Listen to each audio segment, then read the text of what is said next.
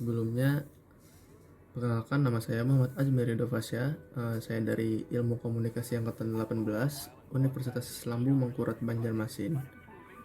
Jadi di sini saya akan membuat sebuah video podcast dan membahas tentang alat tes rapid antigen bekas yang terjadi beberapa waktu lalu di Kuala Namu, bandara di Medan.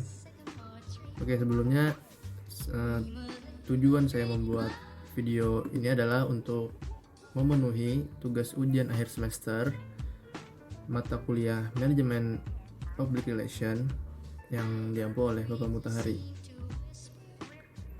Jadi langsung saja, seperti yang sudah kita ketahui semua, mungkin dari beberapa orang masih belum tahu ya kasus ini terjadi.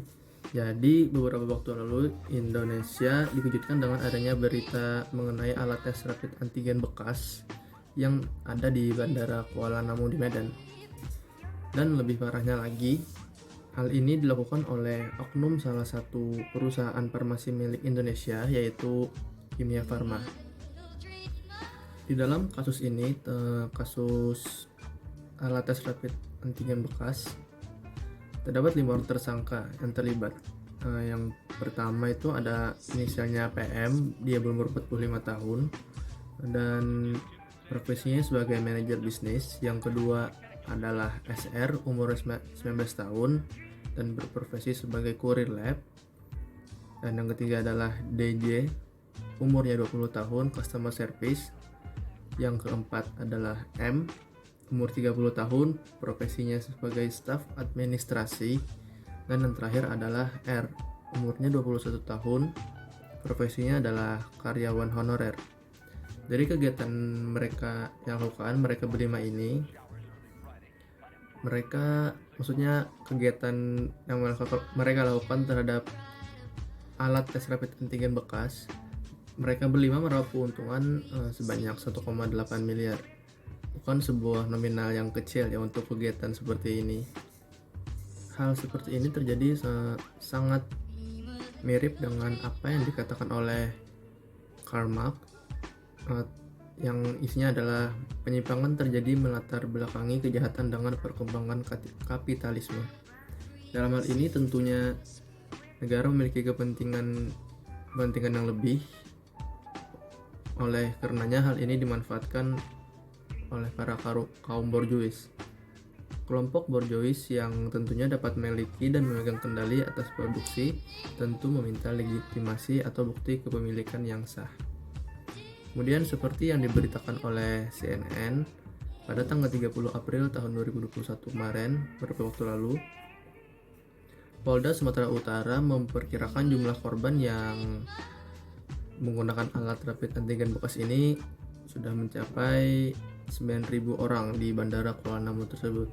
Kemudian setelah tersebarnya kasus alat tes rapid antigen bekas ini, seperti artikel yang diterbitkan oleh Kumparan pada tanggal 17 Mei beberapa waktu yang lalu, Menteri Badan Usaha Milik Negara atau BUMN Bapak Erick Thohir akhirnya memecat seluruh direksi PT Kimia Farma Diagnostika.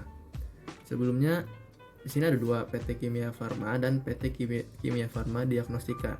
Mungkin banyakkan orang lebih mengenal PT Kimia Farma aja. Nah, jadi PT Kimia Farma Diagnostika ini adalah perusahaan cucu dari PT Kimia Farma itu sendiri. Kemudian pemecatan ini dilakukan karena kasus dari rapid test antigen bekas yang terjadi di Bandara Kuala Namu, Medan.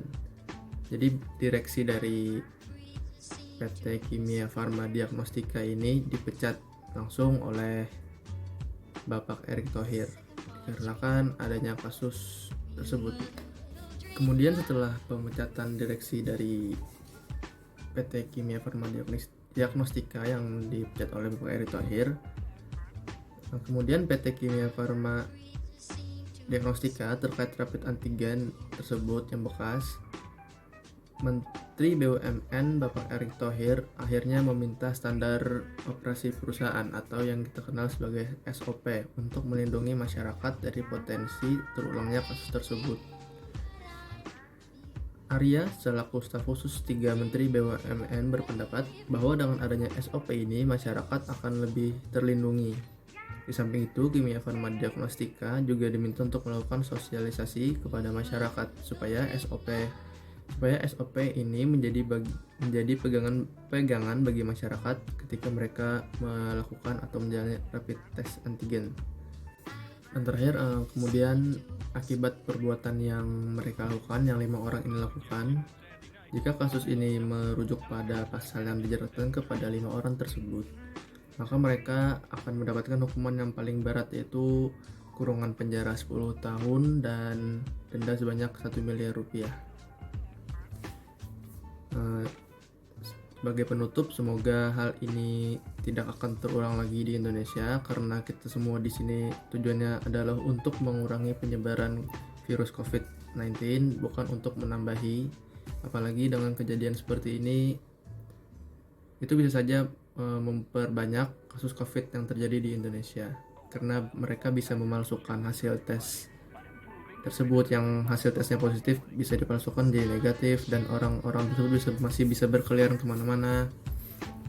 Ya, tindakan seperti ini tidak sepatutnya lah dicontoh atau dilakukan kembali. Semoga kedepannya hal ini tidak dapat terjadi lagi di Indonesia. Mungkin itu saja yang dapat saya sampaikan. Terima kasih.